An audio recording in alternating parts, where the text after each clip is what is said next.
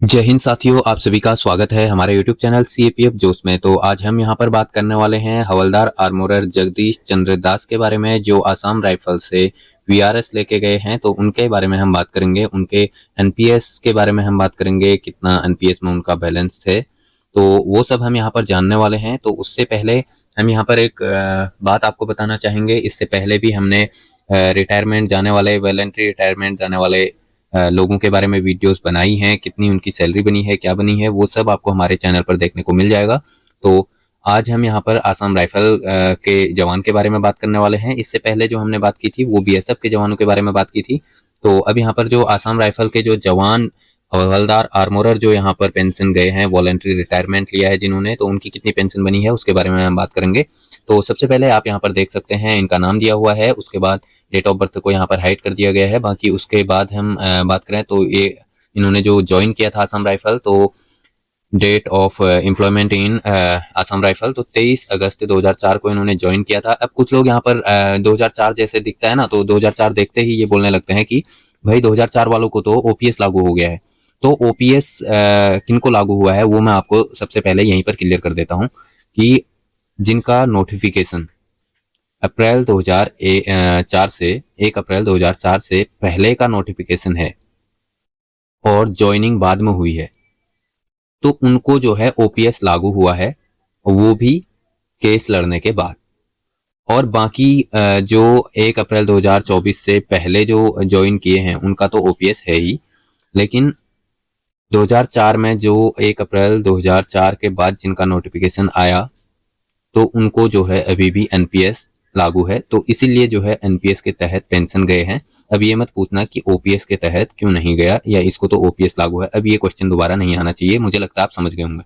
तो अब यहाँ पर आप देखेंगे इनकी टोटल सर्विस, तो टोटल सर्विस इनकी हो चुकी है 20 साल 11 महीने 8 दिन। और यहाँ पर आप देख सकते हैं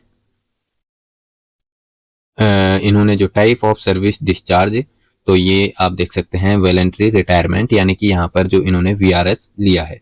और फैमिली मेंबर्स की डिटेल है वो यहाँ पर हाइड की गई है। उसके अलावा आप यहाँ पर देख सकते हैं इनका जो नेट बेसिक पे है, तो वो है 45,400 रुपये। अब जस्ट उसके नीचे आप यहाँ पर देखेंगे टोटल NPS कॉर्पस। ठीक है, तो यहाँ पर जो टोटल NPS में इनका पैसा जमा हुआ था वो हुआ था 31,56,488 रुपये।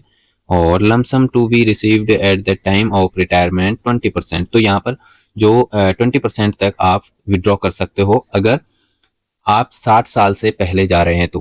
क्योंकि यहाँ पर भी जैसे मैंने आपको पहले ऊपर बताया कि OPS लागू है, NPS लागू है करके लोगों को डाउट रहता है, तो यहाँ पर भी लोगों को डाउट होता है कि 20% क्यों मिला, 60% मिलता है NPS में। तो यहाँ पर 20% इसलिए मिला है भाई, जब कोई भी कर्मचारी अगर 60 साल से पहले जाता है रिटायरमेंट, वॉलंटरी रिटायरमेंट यानी कि VRS लेता है, तो उसको सिर्फ 20% तक ही NPS से निकालने की जो अनुमति होती है, और बाकी 80% का उसको एन्युटी खरीदना पड़ता है।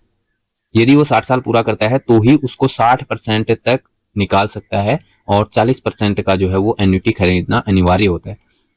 यानी कि आपको अगर 60 साल करना है, अगर आपने 60 साल किया तो आपको 60% तक निकाल सकते हो। यानी कि ये जरूरी नहीं है कि आप 60% निकालो, आपकी मर्जी है कि आप 60% तक कितना भी निकाल सकते हो। यानी कि आप 40% भी निकाल सकते हो, 20 भी निकाल सकते हो, अगर आप चाहो तो पूरा के पूरा का एन्युटी खरीद के आप पूरी की पूरी पेंशन भी बना सकते हो। लेकिन वहां पर आपको 60% तक की अनुमति हो जाएगी कि आप 60% तक निकाल सकते हो।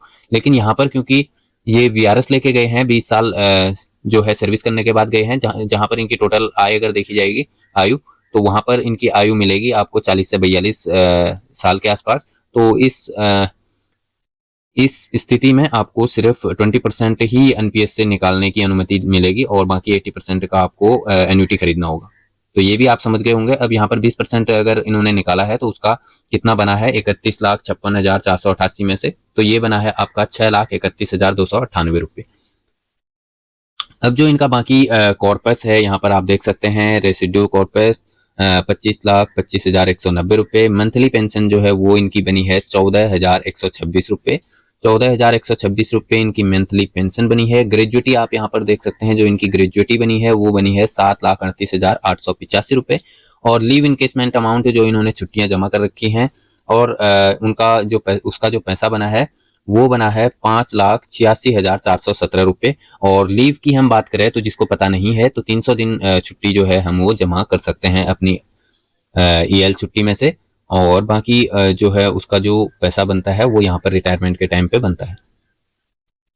और यहाँ पर retirement transfer TA 80% of 1 month basic पे, तो यहाँ पर 36,320 रुपये जो है इनका रिटायरमेंट ट्रांसफर टीए बना है। तो ये आप यहाँ पर देख पा रहे होंगे, ये टोटल इतना अमाउंट है। और साथ ही जो है यहाँ पर 20% आप यहाँ पर देख सकते हैं 6,31,298 रुपये। और पेंशन आपको मैंने यहाँ पर बता दिया है 14,126 रुपये। तो ये थी इनकी जानकारी। जो आसाम राइफल के आर्मोरर हैं, हवलदार आर्मोरर, तो इनको इतनी पेंशन बनी है। और यहाँ पर ये जो है वॉलंटरी रिटायरमेंट 31 जुलाई 2025 को जो है इन्होंने वीआरएस लिया था। और इनका जो पेंशन बना है वो आप यहाँ पर देख पा रहे होंगे। तो ये लेटेस्ट है। और बाकी अगर आपको कोई इसमें डाउट हो रहा है तो उसके लिए आप कमेंट बॉक्स में कमेंट कर सकते हैं। बाकी मैंने आपको समझा दिया कि 20% कब मिलता है, और साथ ही यहाँ पर 2004 वालों को कब ओपीएस लागू होता है और कब एनपीएस लागू होता है उसके बारे में भी मैंने आपको बता दिया है। सारी चीज़ें मैंने आपको यहाँ पर बता दी हैं। और आपको अगर हमारा वीडियो अच्छा लगा हो तो वीडियो को लाइक ज़रूर कर दें। और हमारे चैनल पर नए हैं तो चैनल को सब्सक्राइब कर लें, क्योंकि आप हमारे चैनल को सब्सक्राइब करते हैं, वीडियो को लाइक करते हैं, तो उससे हमको मोटिवेशन मिलता है और हम आपके लिए ऐसी ही वीडियोज़ लेके आते रहते हैं। तो ज़रूर अगर आपने हमारे चैनल को सब्सक्राइब नहीं किया है तो सब्सक्राइब कर लें। और इसी के साथ हम अब आज का वीडियो समाप्त करते हैं। वीडियो देखने के लिए धन्यवाद। जय हिंद, जय भारत।